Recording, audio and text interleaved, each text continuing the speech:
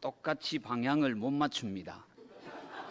그런데 이분들은 한갑이 다가오시는 분인지 아까 기도하신 이명숙 권사님이신가요? 우리 하나님 이렇게 기도하시면요 안 들어줄 수가 없는 또렁또렁한 너무 한 50대 초반의 그런 귀한 목소리였고요. 우리 회장님도 아무리 봐도 한갑이라는 표현이 안 어울립니다. 평생 공주로 사시기를 축원합니다. 제가 지금 감기가 들어가지고 좀 고생을 하고 있는데 강성중 목사하고 저하고는 청신신대원 동기입니다. 동문수학을 했습니다.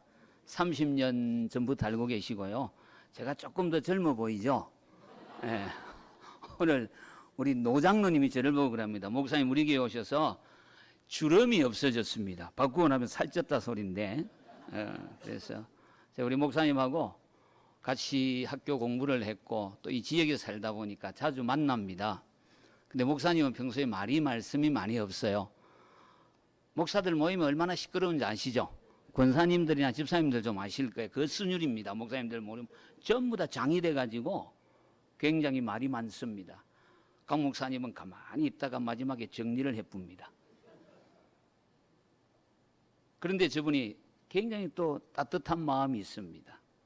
그래서 오늘 제가 오는데 제 손을 붙들어 주시고 참 때로는 형님 같고 또 때로는 내가 못 봤던 것을 보여주시는 우리 사모님은 그렇게 많이 뵌 적이 없어요. 저를 오늘 얼마나 반가이 맞아주시는지 덤으로 우리 아내까지 안부를 물어주시는 여유가 있고 따뜻함이 있는 우리 강 목사님 네 분이 계시는 이 교회 정말 행복한 교회입니다. 믿으시기를 축복합니다. 할렐루야.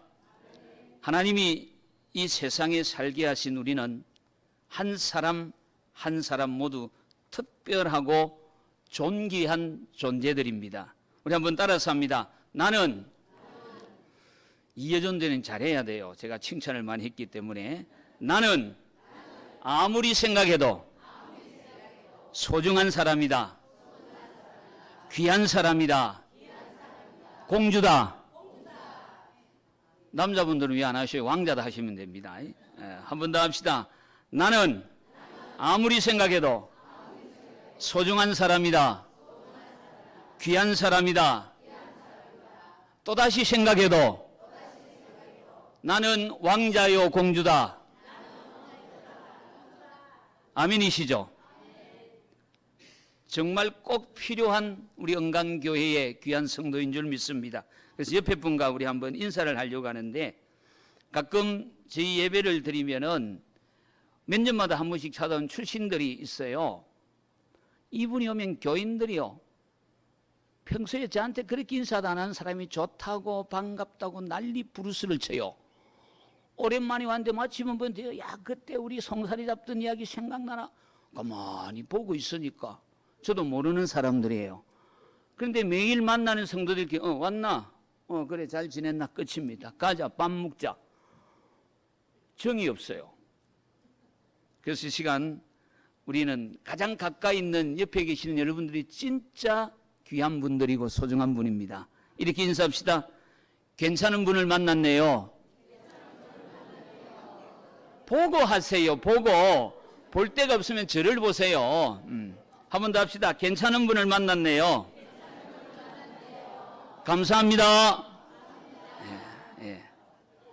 오늘 우리 한 사람 한 사람이 얼마나 귀한 존재인지를 기억하며 삶의 터전에서 맡겨진 자리에서 최선을 다해 살아가기를 축복합니다. 오늘 하나님께 예배하고 말씀을 듣기 위해 이 자리에 앉아 계십니다.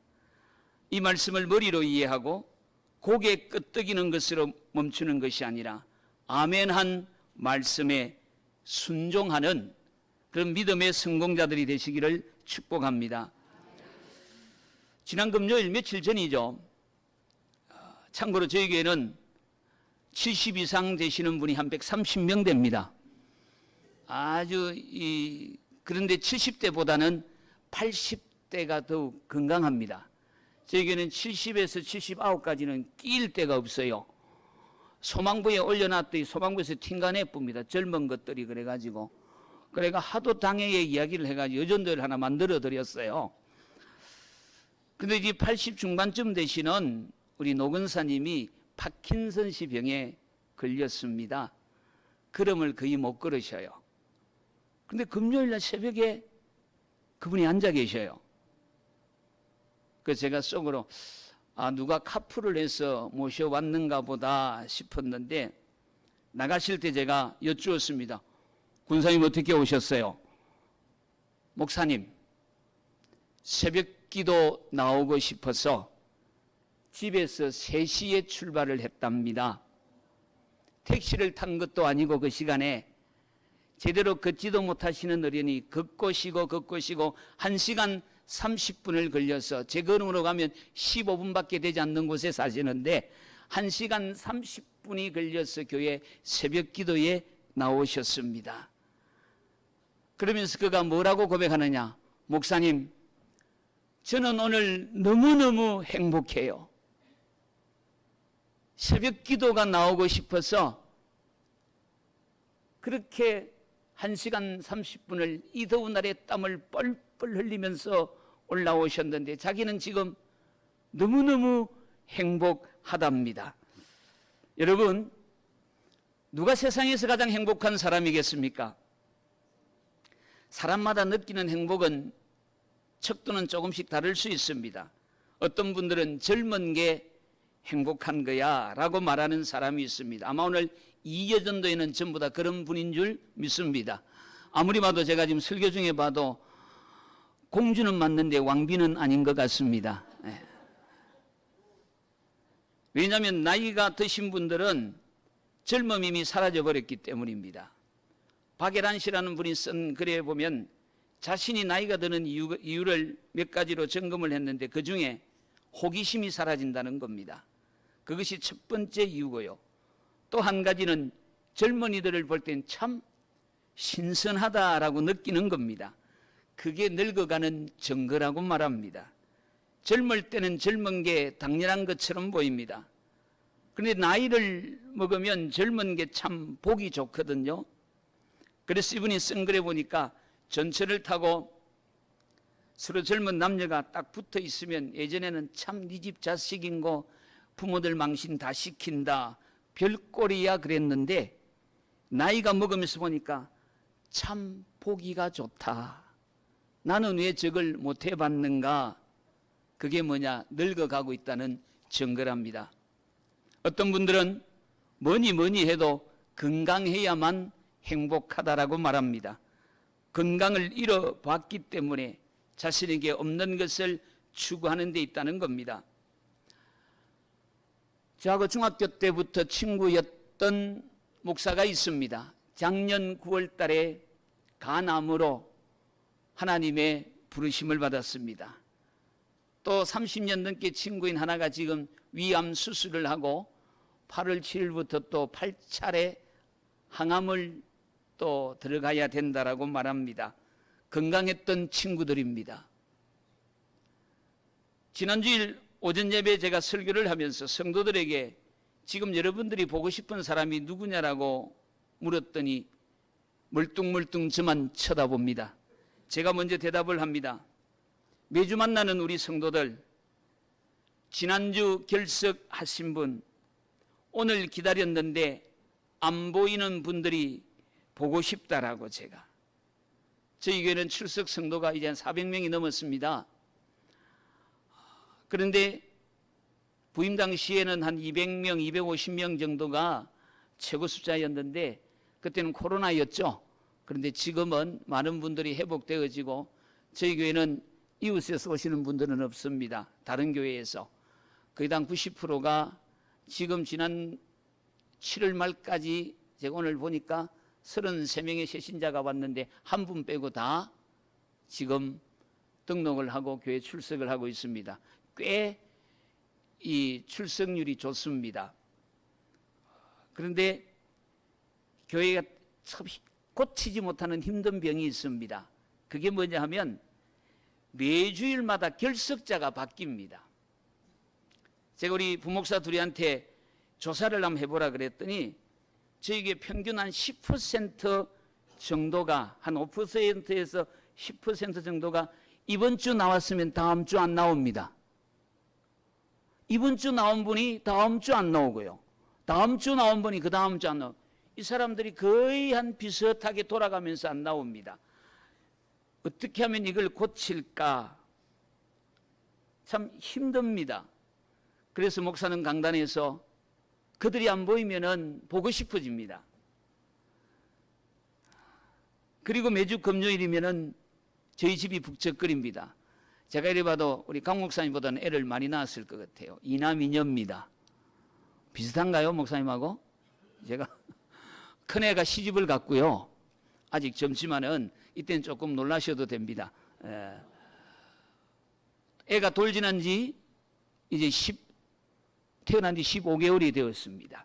그 아이 보는 재미로 영상을 보고 청주에 살고 있는데 매일마다 딸이 올려놓습니다. 주일날 예배 장면을 올려놓습니다. 아무것도 모르는 게 흔들흔들 찬양할 때마다 그거 앉아 있습니다. 그래서 좀 불안해집니다. 저 크다가 나중에 사모 될까 봐. 그 정조 할아버지가 우리 교단에 유명하신 고채병태 목사님이라고, 그분이 제 아이의 그 할아버지가 되시는데, 그런데 이제는 그 사진보다는 아이가 그런 말을 하면서 보이는 걸 보면 너무너무 기분이 좋습니다. 웃잖아, 넘어지면 웃잖아. 그런데 잘 걷습니다. 그런데 이렇게 보고 싶은 사람과 기쁘게 만나시려면은 건강하셔야 됩니다. 저희 칠곡군에는 호국 분수가 있습니다. 거기 보면은 이제 명절 휴가 때 보면 저녁이 되면은 3대, 기본 3대가 거기에 오십니다. 조그마한 아이하고 할아버지하고 할머니하고 엄마 아빠가 옵니다. 그런데 제가 유심히 보면 희한한 장면을 봅니다. 아빠 엄마는 앉아서 통닭 뜯고 있고 할아버지는 손자들 쫓아다닙니다. 제가 그럽니다. 나도 저리 되려면 건강해야 되겠다. 할아버지가 감당을 못합니다. 조금 걷다가 두들고 큽니다. 건강해야 되겠다. 손주들 오래 보시려면요, 건강하셔야 됩니다. 어떤 분은 우리가 신앙생활 잘하다가 천국에 가서 만나야 되는 분도 있는데, 그러려면 예수 믿고 구원받은 확신을 끝까지 잘 지키면서 건강하시기를 축원합니다. 그러니까 우리가 평생 살아가면서 행복할 수 있다는 것, 어떤 분은 돈 이야기를 합니다. 혹시 여기 부자 계셔요? 돈 한번 벌어보시니까 어떻습니까? 요즘 최근에 몇 주일, 저는 뭐 주식 같은 거 안 합니다만은 기동량을 들어보면 최근 사이에 어느 분이 지나가는 이야기를 합니다. 김 집사, 나 1,500만 원 날렸어. 뭐 엔비디아인가 뭔가가 확 떨어졌대요. 저는 뭔지도 모르지만은 그 다음 말이 재밌습니다. 3개월 있으면 또 바짝 올라갈 거야. 주고받는 대하들이 좋겠다, 우야노 좋겠다. 전부 다 부러워합니다. 돈 아주 좋은 겁니다. 꼭 부자 되십시오. 목사가 제가 조금 기복주의 신앙이 있습니다. 새벽마다 기도합니다. 하나님, 우리 교인들 부자 되게 해주세요. 좋잖아요. 그러나 그건 물질적인 부유함도 있겠지만 영적으로 좀 부유했으면 좋겠다. 목사님 언제까지 하면 됩니까? 제가 한 달에 한 번 정도 헌신예배를 나갑니다. 자주 나가고 싶은데 보이지 않게 교회와 이렇게 약조를 했습니다. 그래서 어떤 교회는 2시간씩 가서 설교하고 옵니다. 여기는 언제까지 하면 됩니까? 3시 반부터 했나요? 한 40분 안에 끝내드리면 되나요? 예, 반응이 없습니다. 더 하라는 건지 하지 말라는 건지, 하지 말라는 건 다 생략하고 결론만 이야기하면 됩니다. 참 이게 평생 행복할 수 있느냐, 물질이라는 것도 꼭 그런 건 아닌 것 같습니다. 근데 오늘 여러분에게 이렇게 질문합니다. 행복이 뭐라고 생각합니까? 제가 대답하겠습니다. 누군가로부터 사랑을 받고 사랑하며 사는 겁니다. 불행은 뭐냐? 하나님으로부터 버림받는 것입니다. 행복은 쓰임받는 것입니다. 한 젊은이가 꽃 한 송이를 사며 가게 주인에게 물었습니다. 꽃을 선물하면 주는 사람이 행복할까요? 받는 사람이 행복할까요? 여러분의 대답은 뭡니까? 꽃을 평소에 받아본 적이 없고 주신 적이 없어서 뭐라고요? 권사님? 주는 사람이 행복합니까? 파는 가게 주인이 말합니다. 꽃을 판 내가 제일 행복합니다. 여러분은 행복하십니까? 진짜 행복을 원하신다면 하나님의 사랑을 받는 사람, 하나님 앞에 쓰임받는 사람이 되십시오. 그러려면 성도들은 좋은 사람 만나야 됩니다. 그리고 좋은 사람과 관계를 잘 맺어가시기 바랍니다. 건강한 일꾼들과 친구가 되시기 바랍니다. 이여전도의 회원 정도 되면 누구 봐도 친구하면 될 것 같습니다. 이여전도가 있다는 건 최소한 하나는 맞추겠습니다. 1여전도회가 있을 거고 주부장관 보니까 3여전도회도 보이던데 서로 좋은 친구가 되시기 바랍니다. 건강한 친구가 되십시오. 그리고 교회가 나에게 어떤 사역을 맡기시더라도 꼭 교회에 붙어 있으시기를 바랍니다. 목사님이나 당회가 우리에게 일을 맡길 때에는 교인들이 있기 때문에 나누어 먹기식을 하지 않습니다. 적어도 교회를 사랑하는 목사님들의 가슴속에는 이 일이라면은 이 권사님이, 이 집사님이 가장 적합하겠다라는 기도 속에 일을 맡깁니다. 그러면 기쁨으로 일하시기를 축복합니다. 무엇을 맡기더라도 그 일에 최선을 다하는 아름다움, 그리고 성도와 성도 사이에 능력과 실력을 이야기하지 마십시오. 그냥 함께 더불어 배우고 함께 헌신하십시오. 어느 날 그게 여러분에게 진짜 실력이 되어 있을 겁니다. 성경에서 하나님이 쓰는 사람은 언제나 자기 일에 성실한 사람입니다. 오늘 저는 짧은 시간이지만 약속의 땅에 도전한 여호수아처럼이라는 말씀으로 잠깐 은혜를 받으려고 합니다. 모세의 후계자 여호수아를 지도자로 세우고 다시 약속의 땅을 정복하는 비전이 오늘 말씀에서 선포가 되어집니다. 이 비전을 이루기 위해 온갖 도전과 역경을 이겨내고 그 비전을 이루어가는 이야기가 여호수아서입니다. 하나님은 언제나 새로운 비전을 주시고 한 땅을 정복한 다음엔 또 다른 땅을 우리에게 약속하고 계십니다. 그리고 그 비전과 꿈을 이루어갈 사람들이 나타납니다. 하나님께서 이스라엘의 비전을 이루어가시는 과정에서 오늘 말씀에서 우리를 주목시키는 세 단어가 나옵니다. 첫 번째 2절입니다. 가라.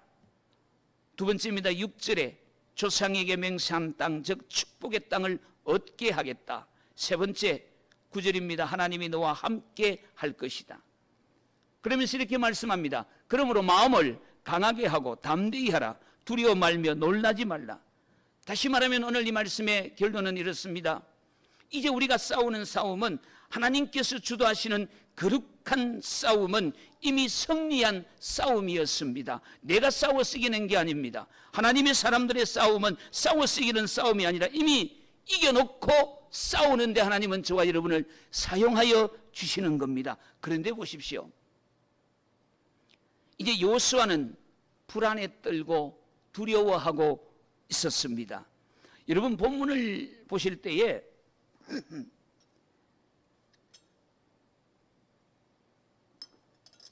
강하라 담대하라는 말씀을 들을 때에 어떤 느낌을 받으십니까?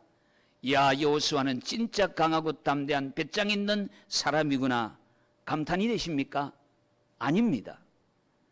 여기 강하라는 이야기는 지금 여호수아의 마음이 약해질 대로 약해져 있다는 이야기입니다.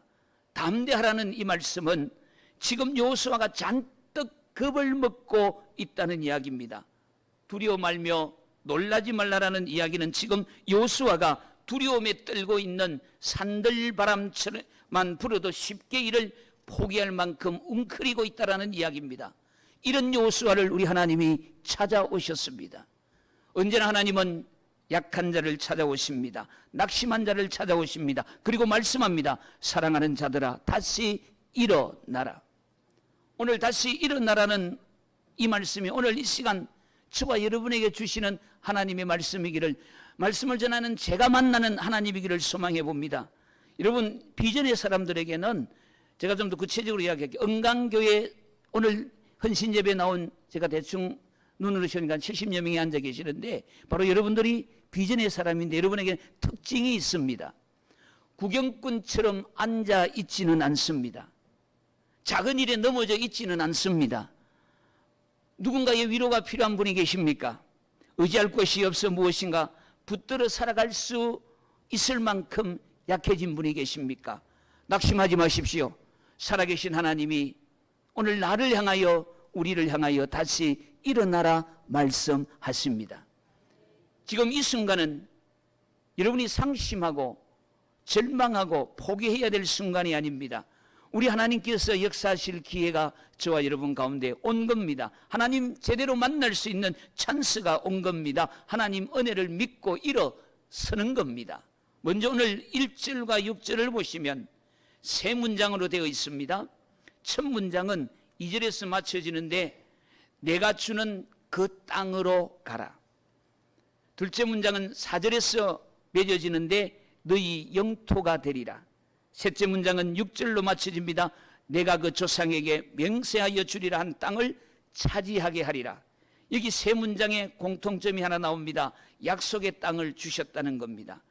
이미 주셨기 때문에 그 비전을 너희를 통하여 여호수아를 통하여 이루어 가시겠다는 말씀입니다. 본문에서 말하고자 하는 바는 하나님께서 여호수아와 백성들에게 축복의 땅을 얻게 하리라는 말씀인데 오늘도 하나님은 이 시대를 살아가는 저와 여러분에게 동일한 말씀을 줍니다. 그것은 미래의 천국 보장과 현실의 승리 보장입니다.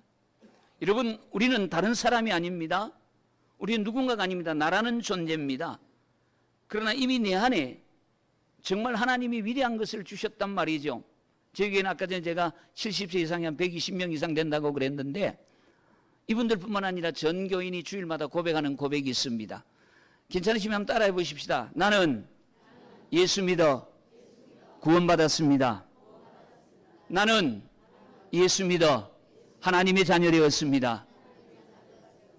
나는 예수 믿어 천국 백성 되었습니다. 우리 다 같이 합장으로 시작. 나는 예수 믿어. 한 번 더 합시다. 나는 예수 믿어 구원받았습니다. 나는 예수 믿어 하나님의 자녀 되었습니다. 나는 예수 믿어 천국 백성 되었습니다. 한꺼번에 못 익히는 거 보니까 한갑이 되신 것 같습니다. 날마다 저희들이 고백합니다. 제가 목회를 하면서 느낀 게 있습니다. 이 세 가지 고백이면, 그리고 저희에게는 좀 못된, 제 입장에서는 아름다운 기도인데 잘 죽는 기도를 합니다. 하나님 아버지, 이 땅에 잘 사는 인생마저 더 귀한 것은 잘 죽는 죽음의 복을 달라라고 우리 교인들 굉장히 기뻐합니다. 우리 자녀들 만나면 니네들 부모 위해서 반드시 해야 될 기도가 있다. 우리 어머니 아버지 잘 죽게 해달라고. 불효가 아닙니다. 예수 믿어 구원받았고 하나님의 자녀 되었고 천국 백성 된 내 어머니, 내 아버지, 내 할아버지, 할머니가 살아 이 땅에서 멋지게 사는 인생도 귀하지만 마지막 죽음 앞에서도 이것을 고백할 수 있는 인생의 삶을 달라라고. 그래서 우리 어르신들 아주 고백을 잘합니다. 요양원에 가면 다 우리 성도들은 그 곁에 코팅을 해서 가지고 있습니다. 날마다 제가 읽으라고 그럽니다. 어느 날부터 고백합니다. 예수 믿어 구원받았습니다. 예수 믿어 하나님의 자녀 되었습니다. 나는 천국 백성 되었습니다. 이런 위대한 것을 하나님이 저와 여러분에게 주셨단 말씀이에요.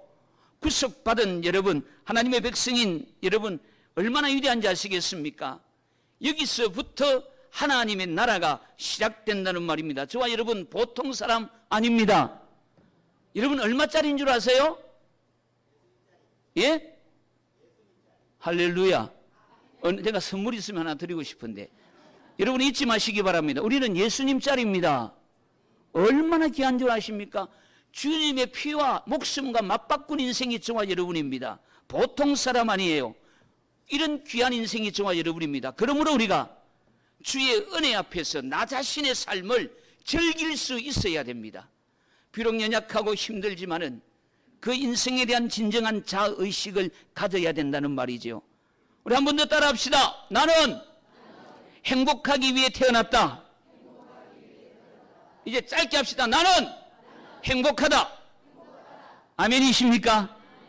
그런데 여기에 어떤 조건이 들어가면, 우리의 배경이 대입되면 이것도 깨져버려요. 여기에다가 나라는 존재를 집어넣고 내가 가진 배경을 집어넣고 너보다 내가 낫다라는 이기심이 들어가 버리면 이것도 깨져버립니다.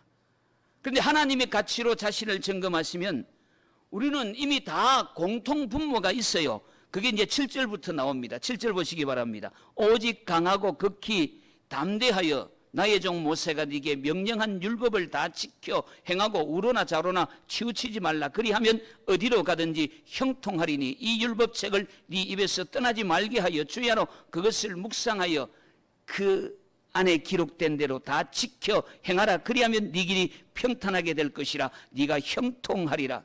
하나님이 주시는 약속은 무엇을 더 하는 게 아닙니다. 형통하다라는 말씀을 주시는데, 여러분 형통이 뭘까요? 형통하다라는, 여러분 지금 마음속으로 고백하시는 그게 형통이 맞을 거예요. 이 형통이라는 말의 개념이 뭡니까? 그냥 모든 게 생각처럼 슬슬 잘 풀리는 것도 형통이지만 성경은 두 가지로 이야기합니다. 첫 번째는 살아계신 하나님으로 충만한 삶을 살아가는 겁니다. 누구로 충만하다고요? 하나님으로 충만한 겁니다. 성령으로 충만한 겁니다. 예수로 충만한 겁니다. 이게 형통의 삶입니다. 두 번째는 하나님의 목적을 이루어가는 삶을 살아가는 겁니다. 그것이 형통입니다. 근데 이 형통을 이루는 방법이 뭐냐? 제가 조금 전에 여기에다 어떤 조건을 넣지 마라 그랬잖아요. 그런데 우리가 이 하나님의 목적을 이루어가는 방법이 뭐냐? 오늘 본문대로라면 하나님의 말씀을 묵상하는 겁니다. 이게 묵상이라는 말은 그냥 생각하라는 개념과는 좀 거리가 멉니다. 성경에서 말하는 히브리 원문에서 말하는 묵상은 두 가지 의미가 있습니다. 첫 번째는 마치 굶주린 야생동물이 밤새도록 어떤 먹이를 찾아 헤매듯이 갈망하는 것을 말합니다. 또 한 가지는 이것을 되새김하는 겁니다. 이 두 가지가 복합되어져 있는 게 묵상이라는 말입니다. 굶주린 동물이 먹이를 찾아 헤매다가 먹이를 먹고 난 다음 항상 되새김하는 것, 이게 묵상이라는 뜻입니다. 그러므로 우리가 성경을 많이 읽고 성경의 문구를 생각하는 것만이 아니라 이것이 내 인생에 우리 교회를 향하여 주시는 하나님의 비전, 하나님의 꿈을 목사님만 가지는 것이 아니고 장로님만 가지는 것이 아니고 권사님만 가지는 것이 아니라 은강교회라는 이 공동체 안에 있는 우리 어린아이로부터 온 성도들이 하나님의 꿈을 우리 가슴에 담고 이것을 밤낮 되새기며 나가는 것, 이게 묵상입니다. 나는 누구의 가치인가? 하나님 자신의 가치다라는 걸 되새기는 겁니다. 하나님이 왜 나를 당신의 가치로 부여하셨나? 그것은 나와 더불어 부족하지만 나를 통해서 하나님 나라를, 우리 교회를 통하여 이 땅을 회복케 하기 위함입니다. 제가 은강교회 오늘 처음 왔는데요, 어떻게 보면은 옛날에 여기 그냥 꼴짝이었대요. 농가밭이었고, 근데 입구에 뭐가 있습니까? 은광교회가 있습니다. 이 은광교회를 통과하지 않고는 이 마을에 못 들어갑니다. 맞죠? 이게 보통 놀라운 일이 아닙니다. 근데 여기는 아마 주거 지역이라서 이 교회 간판에는 여기 네온사인도 사용을 하기가 어렵더라 그러더라고요. 워낙 요즘 이 사람들이 컴플레인들을 많이 걸어가지고. 그런데 얼마든지 밝을 때, 해 뜨고 아침에 출근할 때 이들이 눈만 돌리면 입구에 은강교회가 있습니다. 누구든지 오십시오. 생명의 말씀이 있습니다. 여기는 꿈이 있습니다. 비전이 있습니다. 아까 권사님 기도할 때 주일학교가 있다는 게 얼마나 좋은지 모르겠다라는 거, 제가 아멘 했습니다. 한국교회 지금 주일학교가 사라지고 있습니다. 울산의 모 교회는 우리 금년에 총회장 되시는 목사님 교회는 울산 명성교회인데 2년 전에 제가 그 교회 가서 목사님과 이야기를 나누는데 주일학교가 없어지고 있답니다. 그 동네 안에 울산 조선소가 있는데 미포 조선소가 있는 안에 있는 교회인데 아이들이 없답니다. 초등학교가. 믿어지십니까? 100만이 넘는 울산 지역 안에 초등학교 아이들이 없어지고요. 유치원 아이들은 안 본 지가 오래됐답니다. 대한민국의 현실입니다. 아이들이 없습니다. 제일 먼저 무너지는 게 교회 학교입니다. 저희 노예만 가보아도요. 교회 학교가 없습니다. 중고등부는 더더욱 없지요. 청년부는 아예 없어요. 시골에는 가면은 60이 되어도 청년회장, 70이 되어도 청년회장. 남의 나라 이야기가 아닙니다. 그런데 오늘 제가 군사님, 이명숙 군사님 어느 분이었죠? 그런 줄 알았습니다.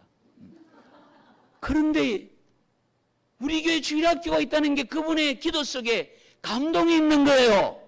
믿으시기를 축원합니다. 중삼층에 지금 아이들이 뛰어다니고 있어요. 여러분이 행복을 아세요? 저는 계측을 해보았기 때문에 압니다. 저희 교회도 주일학교가 있어요.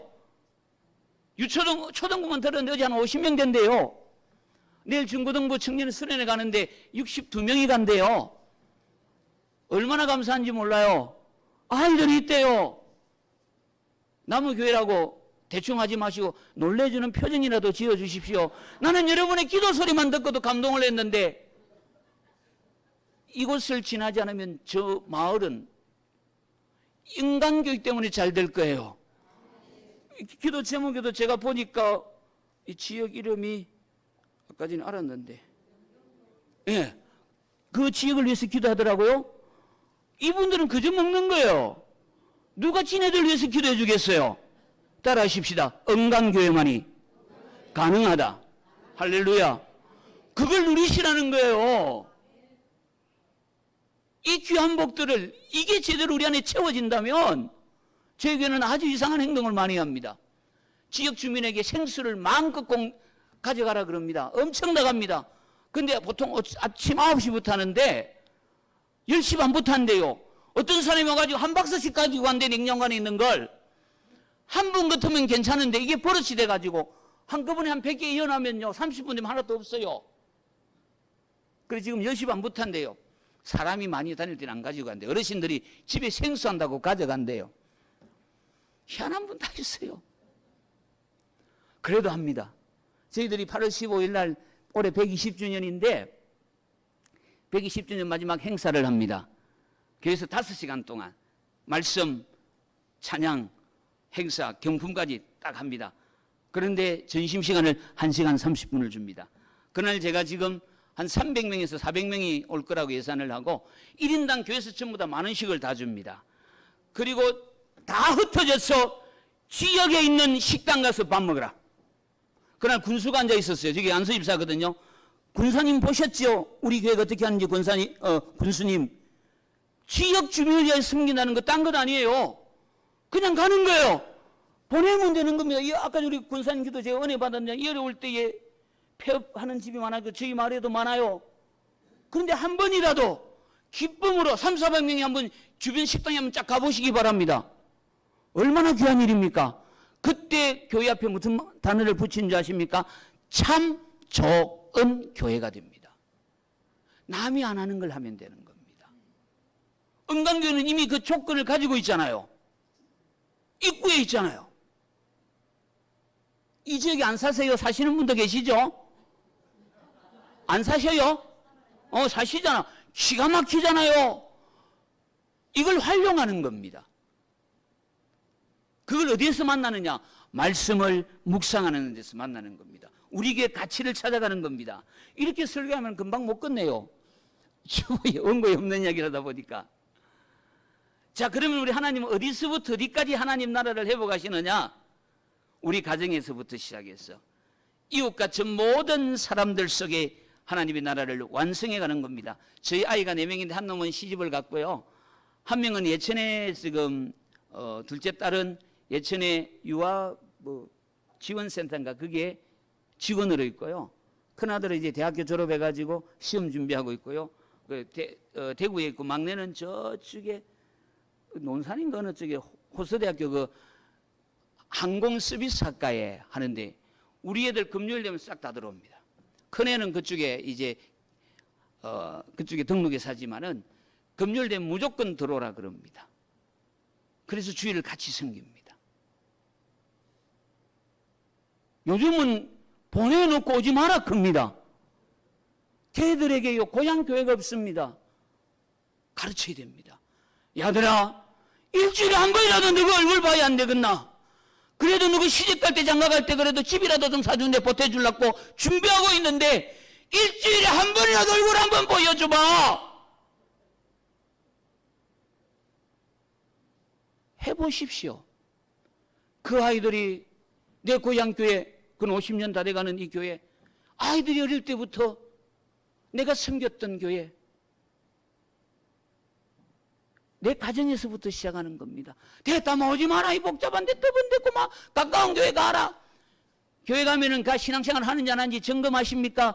엄마 올 추석에는 못 내려갈 것 같은 날 TV에 보니까 애국 가는데 공항에 딱 찍혀 있더라고 그 아이들이.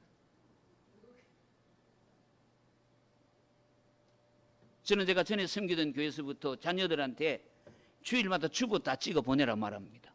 날짜 딱 보고 오늘 날짜인가. 다 흩어져 있는 아이들. 주일날 예배 드렸느냐. 너무 이걸 고리타분하게 느끼지 마시기 바랍니다. 부모로서 감당해야 될 일입니다. 여기서부터 하나님 나라가 이 땅 가운데 완성해져 가는 겁니다. 그런데 오늘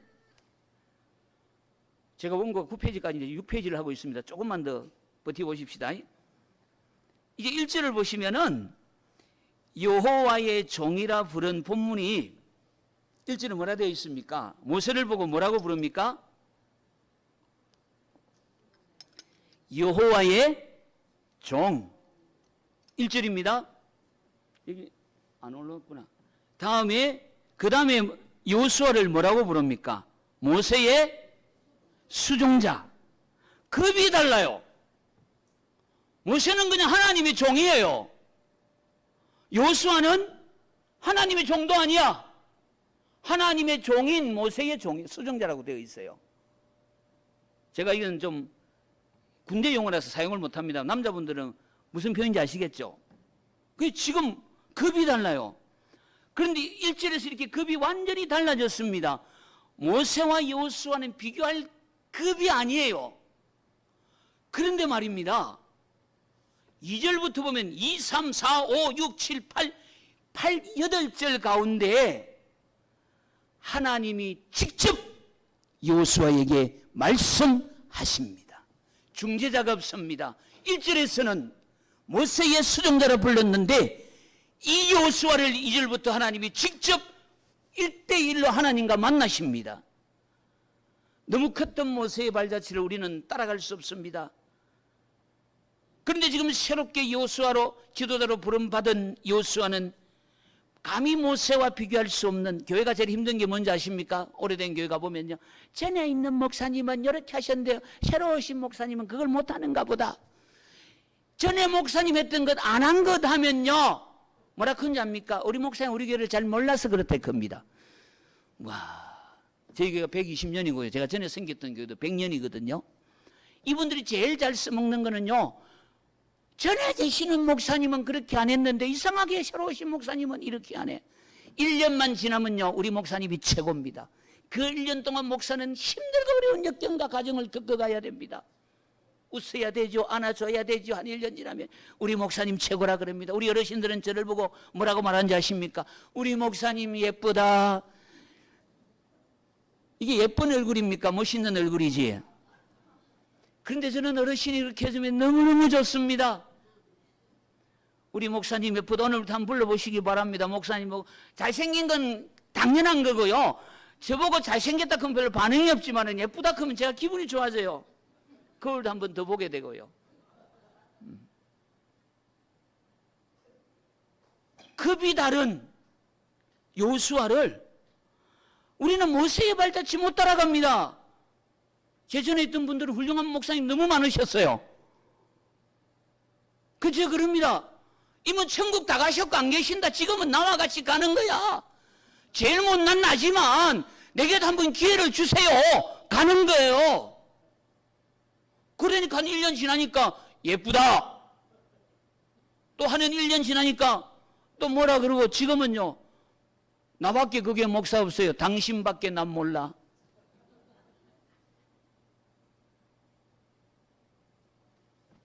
급이 달랐는데 오늘 90을 바라보는 유명하신 우리 교회 은퇴 장로님이 목사님 우리 교회 오시더니 얼굴에 주름이 없어요. 쫙 펴졌다 그래요. 도대체 제가 엘리베이터 타고 가면서 도대체 뭘 보고 주름이 없다는 말인가? 제 입가에는 미소가 있습니다. 관심 있게 보고 있다는 겁니다. 어떤 분이냐? 제게 가장 많이 태클을 거시던 분입니다. 지난 4년 동안 가장 많이 태클을 거신 장로님께서 목사님 얼굴에 주름이 없어요. 나를 얼마나 좋아하시는데. 한 번도 제가 내 뜻을 이야기해 본 적이 없습니다. 장로님 고맙습니다. 감사합니다. 저한테 이야기하는 거 아니야. 현재 당회원들한테 이야기해. 내가 얼마 전에 목사님 선물을 줬는데 고맙다고 인사도 안 하네. 한 번도 인사를 안 해본 적이 없습니다. 자기 농사 지은 거요. 옥수수 제대로 자라지도 못한 거 고구마 잘린 거 들고 왔는데 벗은 발로 뛰어나가가지고 장로님 고맙습니다. 인사했습니다. 자기 마음에 안 든다고 목사님은 우리 목사는 젊은 사람이 인사도 할 줄 모른다네. 없는 말을 얼마나 힘드는지 아십니까? 이제 그분 저를 정말 좋아합니다. 목사님 얼굴에 주름살이 없어졌다. 자세히 보고 있다는 거예요. 잘하는 사람의 가치가 달라지면 그분들의 가치도 저기는 달라지는 겁니다. 우리는 아무도 모세 못 따라가요. 여호수아. 그런데 여호수아는 어떤 사람인 줄 아세요? 오늘 본문에 보면요. 항상 모세의 뒤에서 1절을 다시 한번 보면 여호와의 종 모세가 죽은 후에 여호와께서 모세의 수종자 눈의 아들 여호수아에게 말씀하여 이르시되, 여기서 강조점은 리더가 아닙니다. 항상 모세의 그림자 뒤에 있습니다. 모세의 수종자였습니다. 시종입니다. 좀 수준 높게 말하면 부관입니다. 그냥 모세를 항상 수종 들던 그런 존재인데 모세가 죽은 다음에 여전히 여호수아는 부관입니다. 여전히 시종입니다. 누가요? 그들이 스스로 평가합니다. 여호수아는 히브리 노예 출신입니다. 벽돌 굽던 사람이었습니다. 그에게 무슨 교육이 있었고 어떤 학문이 있었고 어떤 철학이 있었겠습니까? 어떤 통치학이 있었겠습니까? 그냥 애굽의 노예였습니다. 아주 건장한 육체가 튼튼한 그런 노예 출신입니다. 그러나 그는 모세를 통해서 기억하십시오. 하나님을 경험했던 사람들입니다. 그가 가진 것은 모세를 통해 하나님이 얼마나 위대하신가. 우리 모세 대장님, 내가 쳐다볼 수 없도록 가까이 할 수 없는 먼 당신을 본 것이 아니라 그 모세를 이끌어 가시는 하나님이 얼마나 크신 하나님이신가. 그 하나님께 내가 순종할 때에 하나님은 반드시 순종하는 사람을 통해 역사한다는 것을 삶에서 배웠고 만났고 누렸던 것입니다. 다른 모든 조건이 결여되어 있는 사람이 여호수아입니다. 그런데 하나님을 향한 하나님에 대한 부분만은 비록 모세를 통하여 간접적으로 체험했지만 그는 분명한 체험이 존재했던 사람입니다. 연약하지만 그 속에 하나님에 대한 탁월성이 자라나고 있었습니다. 그런데 성경은 여전히 뭘 빼는지 아십니까? 그가 가능성이라도 말할 수 있었을 텐데 다 빼버리고 계속해서 여호수아는 모세의 수종자라고 성경은 가치를 평가절하시킵니다. 처음에 픽업할 때 여러분 교회가 담임 목사님을 청빙할 때나 어떤 회사나 할 때 나름대로 자격 조건을 갖춘 사람을 뽑을 거 아닙니까? 처음 픽업할 때 그래도 가능성이 있는 사람, 그래도 순종할 수 있는 사람, 이렇게 좀 뭔가 그 사람을 띄울 수 있었는데 근데 철저하게 여호수아는 모세의 시종이라는 말로 이 사람의 현실을 우리에게 드러내 보이고 있습니다. 너무 작아 보이는 사람입니다. 모세 이름만 붙여도 여호수아는 한없이 작아집니다. 그런데 이 모세를 대면하여 직접 말씀하시던 하나님이 여호수아에게 직접 말씀하시더라. 급이 달라도 이렇게 달랐는데 이제는 똑같은 수준의 급으로 여호수아를 인정해 주었습니다. 기회를 주십니다. 일어서게 합니다. 6절에 강하고 담대하라. 7절에 오직 강하고 극히 담대하라. 9절에 강하라 담대하라. 두려워하지 말며 놀라지 말라. 3절에 걸쳐 똑같이 나옵니다. 하나님이 여러분 마음을 강하게 하라, 담대히 하라. 모세에게는 거의 이런 말씀 한 적이 없습니다. 너는 일어나 애굽에 내려간 내 백성을 구원해내라. 이 지팡이 손에 잡고 너 가면 돼. 그 외에는 별 말씀이 없어요, 모세에 대해서. 그런데 여호수아에게는 굽이 자국마다 강하게 해라, 마음을 담대히 해라, 내가 너와 함께 하리라. 왜 자꾸 이런 약속을 하십니까? 저는 아버지 마음을 이해합니다. 여호수아가 간이 적기 때문입니다. 그만큼 그는 두려워하고 있습니다. 과업은 벅찬데 하나님이 그 자리를 주셨는데 자신의 존재는 너무너무 미약합니다. 이것을 그는 알고 있는 겁니다. 하나님은 이것을 알고 계신 겁니다. 너의 약함이 바로 내가 충만히 임재하는 현장이라는 것을. 오늘 이 시간 하나님의 음성이 각자에게 들려지기를 축복합니다. 강하세요.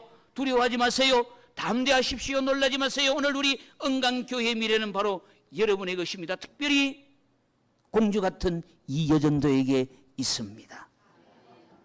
오늘 본문은 9절까지입니다. 그런데 격려의 말씀을 듣고 여호수아가 어떻게 되었을까요? 오늘 본문 다음에 어떤 말씀이 펼쳐질까요?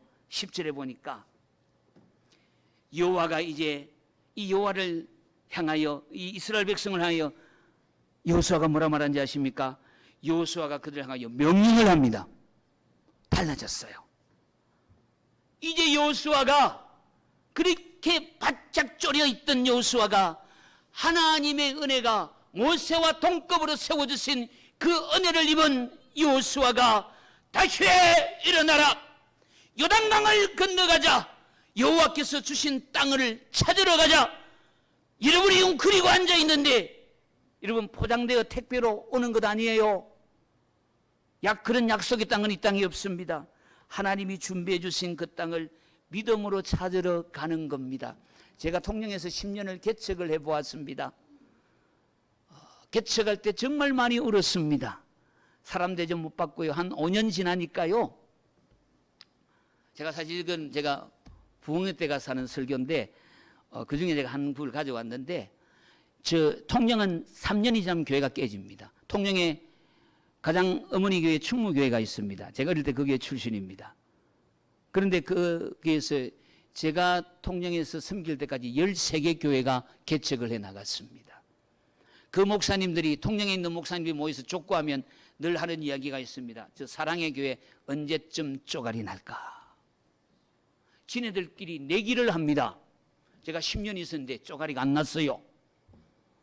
교회도 건물을 사서 해놓고. 근데 정말 힘들었습니다. 진짜 힘든 거는 우리 안에 있었습니다. 싫으면 그냥 나가면 되잖아요. 온갖 이야기를 다 하고 나갑니다. 정목사가 있으면 저 교회는 안 된다라고. 그런데 다 제 편될 것 같지요. 희한해요. 사단의 속삭임에는 누군가는 넘어가요. 그런데 오늘 이스라엘 백성은 여호수아가 외치니까 다 가는 거예요. 그렇게 투덜거리던 하나님이 준비해 주신 그냥 그 믿음의 땅을 찾으러 가는 거예요. 힘든 시간 이겨내고 다시 말씀을 붙잡고 그 땅을 차지하러 가는 겁니다. 문을 두드리는 겁니다. 말씀을 정리합니다. 하나님 앞에 쓰임받는 행복을 아십니까? 전 초등학교 때, 지금 제 기억이 분명하다면은, 벌써부터 한 40 몇 년 전의 이야기겠죠. 그때 전국 소년체전 후보였지만 대표였습니다. 경남에. 한 번도 경기를 뛰어본 기억은 없는데, 거기에 갔던 기억이 있습니다. 왜냐하면, 그게 출전을 하는데 새벽에 엄마가 내 목소리를 딱 쥐고 교회를 갑니다. 니는 하나님의 먼저 예배 드렸는데 새벽 예배 마치고 남들보다 늦게 택시 태워가지고 보냅니다. 그래가 그날을 기억합니다. 경기에는 뛰어본 적이 없습니다. 그래도 공을 꽤 잘 찼습니다. 그래서 이제 마산으로 초등학교 5학년 때 이사를 갔습니다. 근데 거기에 조그마한 학교였는데 그 학교에 가서 6학년 때 그 당시에는 한 45, 6년 전에는 학교 안에 교장 선생님 사택이 있었습니다. 그런데 갑자기 교장 선생님이 야 종옥효 우리 집에 가서 내 운동화 좀 가져와 그러는 거예요. 그날도 공을 차고 있는데 돌아서서 가면서 교장 선생님이 내 이름을 아신다. 콧노래를 부르며 뛰기 시작했습니다. 내 이름 아시죠? 그 많은 학생들 중에 가장 빼지고 개구장인 내 이름을 아셨다. 그때 그 흥분 지금도 기억하고 있지 않습니까? 우리가 천국문에 들어섰을 때 하나님이 나를 쓰셨다. 이 행복을 안고 콧노래 부르며 하나님 앞에 달려가야 되지 않겠습니까? 사람들이 뭐라고 칭찬하든지 뭐라고 비난하든지 그거 중요한 것 아닙니다. 요수아는 나나 별반 다를 것 아무것도 없습니다. 우리는 모세 아닙니다. 다만 성경을 통해서 사랑하는 목사님을 통해서 몇 시간마다 하나님을 간접적으로 경험하고 말씀의 훈련을 받고 있습니다.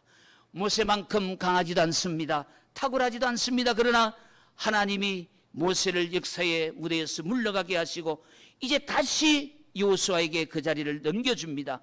그리고 그에게 명령합니다. 두렵고 힘든 상황이지만 너는 약함 속에서 오히려 나를 포용하라. 무능한 가운데 오히려 하나님을 품으라. 그리고 주도적으로 일을 이끌어가라. 순종해라. 그리고 철저하게 하나님 말씀 앞에 무릎을 꿇으라. 그렇다면 지금 현실이 너무 막막하지만 너를 통해 하나님의 역사는 반드시 드러나게 될 거다. 네가 작은 만큼 영광이 크다는 것을, 네가 초라한 만큼 하나님이 받으실 영광의 부분은 점점 크다는 것을 우리를 통해서 드러내시는 겁니다. 우리 앞을 향해서 그런 넉넉한 마음으로 매일 발걸음을 내딜 수 있기를. 지금 막다른 골목이라고 실패의 길목에 넘어졌다고, 한두 번 실패했다고. 우리 장남이 공무원 시험 2번 떨어졌습니다. 이번에도 또 떨어졌대요. 그런데 세상에 떨어지고 저렇게 당당한 놈 처음 봤습니다. 야, 도대체 어떤 피가 흘러가는지 당당합니다. 아빠 1년 더 해볼게. 1년 해가 안 되면 일반 직장에 가서 나중에라도 난 공무원 할 기다. 아, 얼마나 뻔뻔스러운지. 어떻게 그 자식 안 밀어주고 싶겠습니까? 넘어졌다고 한두 번 실패했다고 절망과 좌절을 안 됩니다. 이 시간 찾아오시고 임재하시고 말씀하시는 우리 하나님의 음성, 다시 일어나라는 겁니다. 다시 해보자는 겁니다. 우리의 몫이고 우리의 기도고 우리의 비전이 되기를 축원합니다. 하나님 아버지 감사합니다.